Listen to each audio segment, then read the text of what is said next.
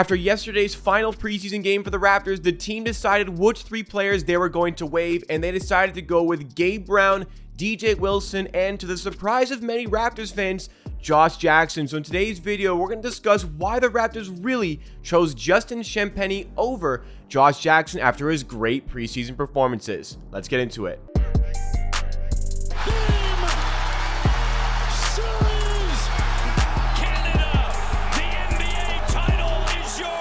What's going on, NBA and Raptors fans? It's Jacob here, back with Amateur Hour Sports for another Toronto Raptors YouTube video. On this channel, I bring you the greatest coverage and analysis on the latest Toronto Raptors news and videos and content just like this. So make sure you are subscribed to the channel. Help us on the road to 13,000 subs. We have a great season of Raptors content coming up for you guys. And if you find yourself enjoying this video along the way, be sure to drop a like to give that extra bit of support. Let's try to hit 200 likes on today's video. But our video today is about the 3 players that the Toronto Raptors waived, and the 2 were a little bit easy that I talked about earlier, but the difficult decision that we are going to get to last, so make sure you're sticking around for this part. What we need to get to, of course, is the decision to take Justin Champagnie over Josh Jackson. And just going through social media, any sort of Raptors community, a lot of people seem to be really upset with the decision for the Raptors to waive Josh Jackson. We're going to break it all down exactly why they decided to go with Justin Champagnie over Josh Jackson. So for starters, let's go to the other 2 players. 2 days ago, I made my predictions as to what the Raptors were going to do, more so what I was going to do. And the first one was incorrect. I thought the Raptors were going to give Gabe Brown the 2-way contract instead of Ron Harper Jr., but I understood the ramifications associated with that. In my opinion, Gabe Brown has been much better than Ron Harper Jr., and I would elect to give him the 2-way contract he deserves over Ron Harper Jr. But Gabe Brown is on an Exhibit 10 contract, which means it's almost certain he's going to be playing with the Raptors 905 in the G League. That's the point of the contract. And if you were to cut Ron Harper Jr. to give Gabe Brown that 2-way contract, well, then you wouldn't have Ron Harper Jr. for the G League team. Keeping Gabe Brown in the Exhibit 10, keeping Ron Harper Jr. on the 2-way contract allows you to have both the players involved within the G League.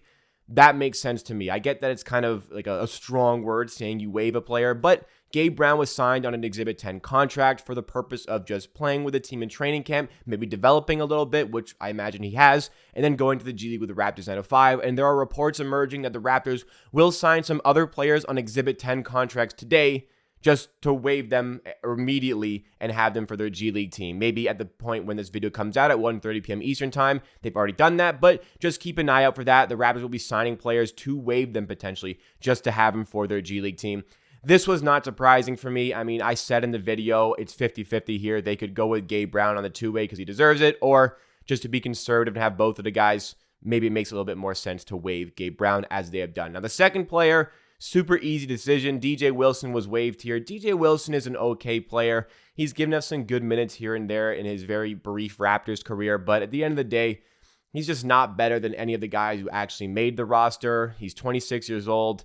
There aren't really any signs he's going to be any better than he currently is after getting drafted 17th overall. I believe it was 5 or 6 years ago now. There's just no indication he's ever going to turn into anything above what he is right now. And like I said, there are just 17 better players, more worthy of a roster position than him. This was probably a very easy decision for the Raptors to make. I imagine they went into preseason expecting to have to cut DJ Wilson, barring any outrageous performances in training camp and in the preseason games. And it just seems like there hasn't been anything spectacular. So we'll wipe our hands clean on that one. I wish, hey, it kind of sucks every year. You got to make these decisions. I wish all the best for the players like this. You know, maybe there still is a position for DJ Wilson somewhere in the NBA, but I think he's more suited to the G League. He'll get some good minutes there. I think he can be a good G League player. He has been in the past. So, you know, all the best to these guys over the course of the rest of their basketballing and professional careers. Now, the third one, this is where it can be a little bit controversial. A lot of Raptors fans were hoping that Josh Jackson was going to be signed for the regular season over Justin Champagnie. And what I want to do with today's video is tell you why the Raptors made the correct decision by going with Justin Champagnie. I've been vocal about it in my previous video. I was also vocal about it on my second channel, Amateur Hour TV, where I dedicated an entire video to how I felt about Justin Champagnie. Justin Champagnie, what he brings to the team, I think he offers more than what Josh Jackson offers, and I'm going to elaborate on this. So I don't really understand, honestly, what some of you guys are seeing within Josh Jackson. I don't want to be rude here, but I'm seeing a lot of people who are really upset that we let Josh Jackson go here. And again, I'm not trying to be rude. This is coming from a guy who's got nowhere near as much talent as either of these guys or any of these guys that I'm talking about. But for Josh Jackson, he was drafted 4th overall in 2017. I get it. He was a 4th overall pick. The potential he had as a 4th overall pick is gone. He is never going to get anywhere near those heights ever again. We need to stop looking at Josh Jackson like the 4th overall pick that he was in 2017. Guess what? Jason Tatum, he was drafted 3rd overall in 2017. And many thought at the time Josh Jackson should have gone ahead of him in the draft. Jason Tatum right now is one of the top 10 players in the NBA. That is fulfilling that 3rd overall pick potential. Josh Jackson, 5 years removed of that 4th overall selection, is not going to be anywhere close to the level that he was expected to be at. And we need to stop looking at him like he is still a guy that was drafted 4th overall, because he was, but we're beyond that. We need to look at Josh Jackson, the player that he currently is today. And right now, the player that Josh Jackson is not somebody that is going to help out this Toronto Raptors team. Defensively, just to touch on it briefly, showcased a better degree of switchability in preseason than I was expecting him to showcase. And honestly, he made a decent case to actually make the roster with his first 2 preseason games against the Jazz and the Celtics, but he was horrendous against the Bulls. He was horrendous against the Rockets and didn't really do much yesterday against the Celtics, though I digress. In very limited play time, it seems like the decision was made before the game against the Celtics yesterday because Champagnie actually got a good amount of minutes in that game. What Josh Jackson needs to be successful from a basketballing standpoint is the ball in his hands and the freedom to make the plays for himself / the rim. He's not a good playmaker. He's not that good of a rebounder. He's a slasher. He wants the ball in his hands and he wants to get to the rim.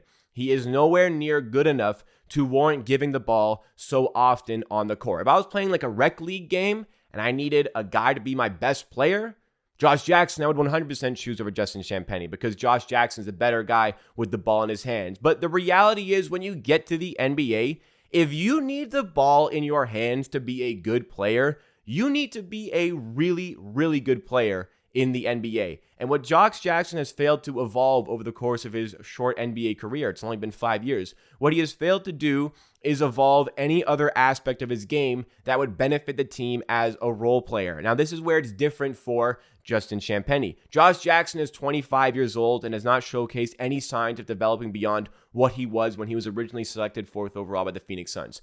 Justin Champagnie is 4 years younger at 21 years old and has room for development. And he showcased tons of developmental strides last season with the Raptors playing in the NBA, having some good minutes, and he showcased huge developmental strides playing with the Raptors 905 in the G League, where he was a sniper from the outside who was slashing to the rim really well and playing as such an insane offensive threat, averaging like 30 points per game in the playoffs for the brief stint for the Raptors 905 in the playoffs. And what Justin Champagnie does differently than Josh Jackson is that when Justin Champagnie's in the G League, he can be the focal point of the offense, hitting catch and shoot threes, hitting off the dribble threes, slashing to the rim, hitting mid-range jumpers.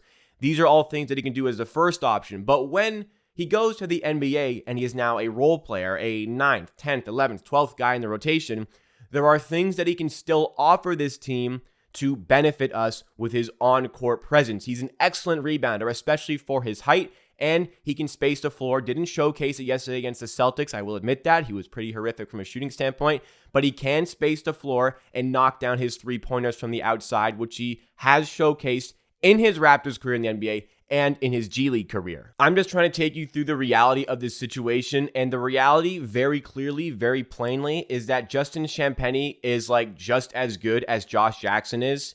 He is 4 years younger, and he provides more to this team as a role player. Justin Champagnie went undrafted last year and was signed as a free agent. He wowed us in the summer league and was decent in his rotation minutes for the Raptors last year and warranted those minutes before we really started to get our bench going. And then he went to the G League and was absolutely tearing it up with the Raptors 905. Josh Jackson, everywhere he has gone in his NBA career, he has showcased no signs of improving. He has showcased no signs of adapting and evolving his game to fit the needs as a role player, because he is not the 4th overall pick that he used to be. He is not that guy who had that potential, that was voted the player that NBA executives most wanted to have on their teams in 5 years. Well, we're 5 years beyond that 2017 draft, and here we are still today. If Josh Jackson wants to have an NBA career in the future, provide any sort of role, He has to add in tools that are going to help out his team beyond just having the ball in his hands. That is something that he has not done.